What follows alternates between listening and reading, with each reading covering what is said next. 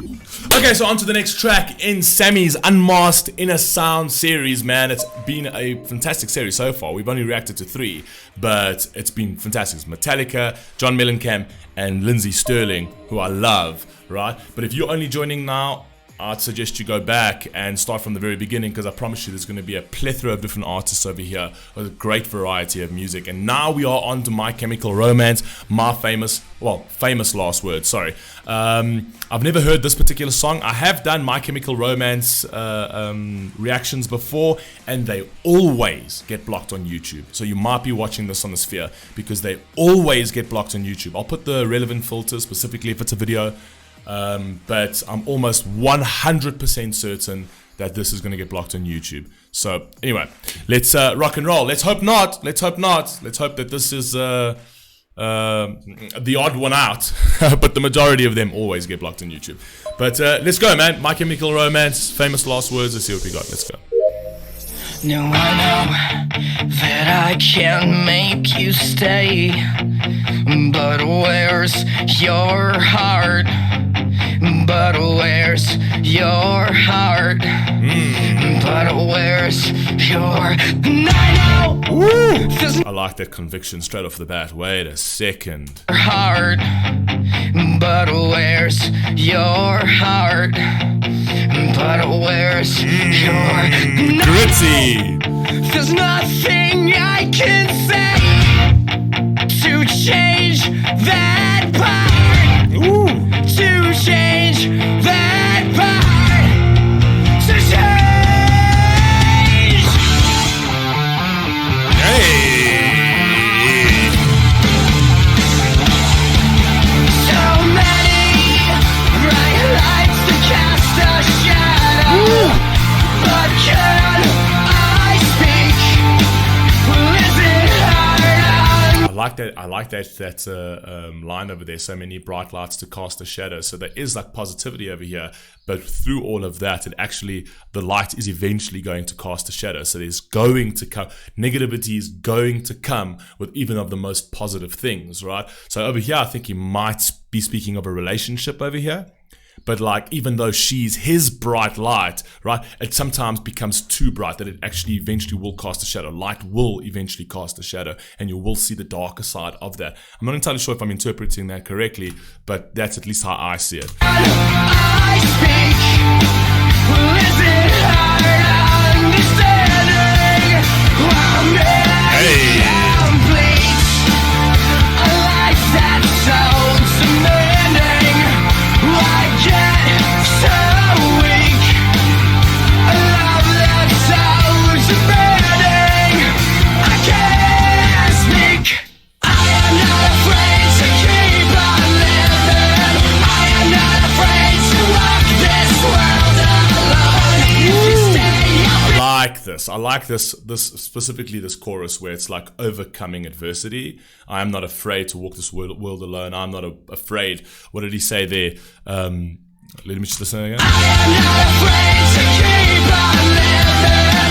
I am not afraid to walk this world. I am not afraid to keep on living. I'm not afraid to walk this world alone. See, that over there is a great message to actually push out. You know what I mean? And that's what artists used to do. They don't do it anymore. It seems like all of the music is so cynical and dark, and it's like, oh, everything's just fucking terrible. But artists back in the day, even when they did their darker music, it always had hope. I don't know. I mean, maybe I'm just being, I'm overgeneralizing it, but it always did feel like it was hope. There was something more meaningful and purposeful to the music, where today, a lot of these artists, is either demonic or it's just one-dimensional, and it doesn't have the same sort of message. These artists always, and I mean, this must be going back to the 90s, early 90s? No, not early 90s, late 90s, early 2000s, let's call it that, right? That sort of era of music still had a lot of hope, a lot of spirituality, a lot of like greater meaning and more substance and stuff like that. But you've been seeing it like slowly degrade as society degrades. You actually notice the downfall of society based on its artistry. When its art starts to degrade, all right? When we start calling things that are very one-dimensional with no thought process beautiful, right?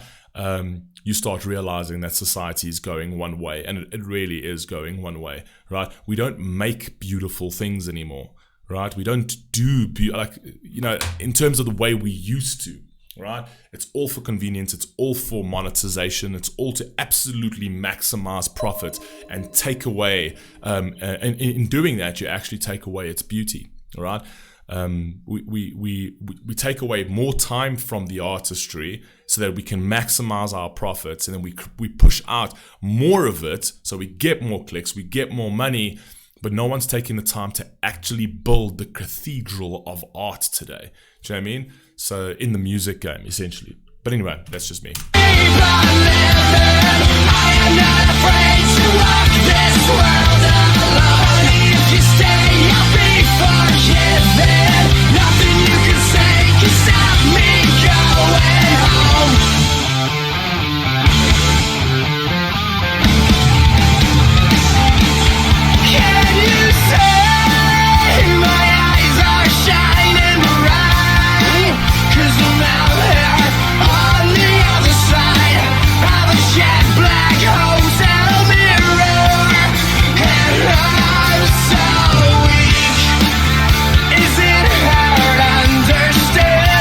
I say that, but I'm talking about the mainstream more specifically, because obviously there are artists today that are really, really good, but those aren't the ones that are actually being pushed out in the airwaves anymore, right? Songs like this used to be pushed out into the airwaves. People, it used to be purposeful, meaningful stuff. Now the great artists that are really producing beautiful things literally have to sickle it out on YouTube to try and get a following, while the garbage, sort of monetary, easy, clickbaity type music gets pushed out in the mainstream, because there is a certain mold that they want artists to fit in today, that they can maximize their profit. And in order to do that, they need to do it quickly. They need to fit them into a sausage factory type sort of process to sort of squeeze the most out of them.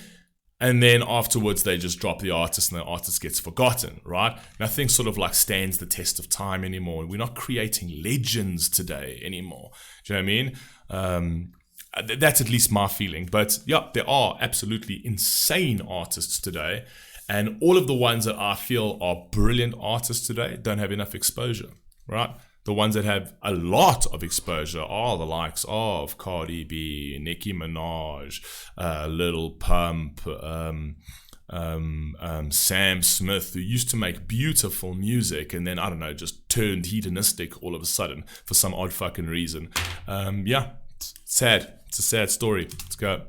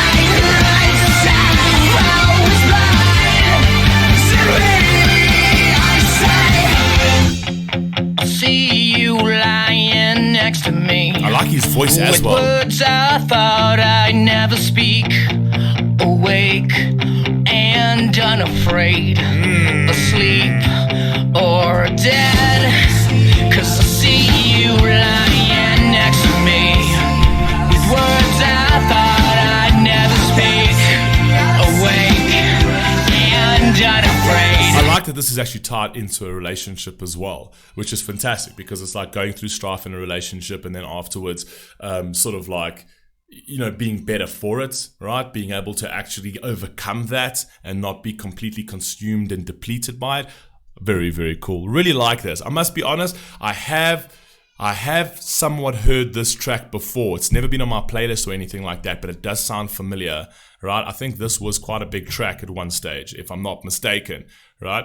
But we've never reacted to it. We've never broken down the lyrics. I've never even heard the lyrics, to be honest. I just somewhat that hook just sounds familiar. Never speak, awake and unafraid.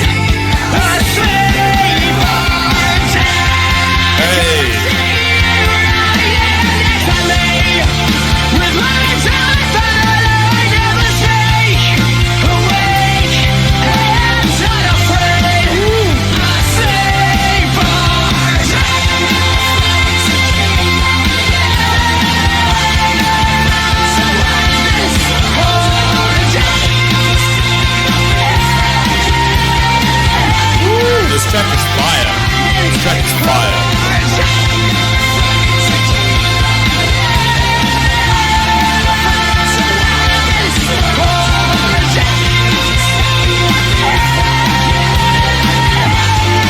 Fire. This track's amazing. Really, really, really, really good.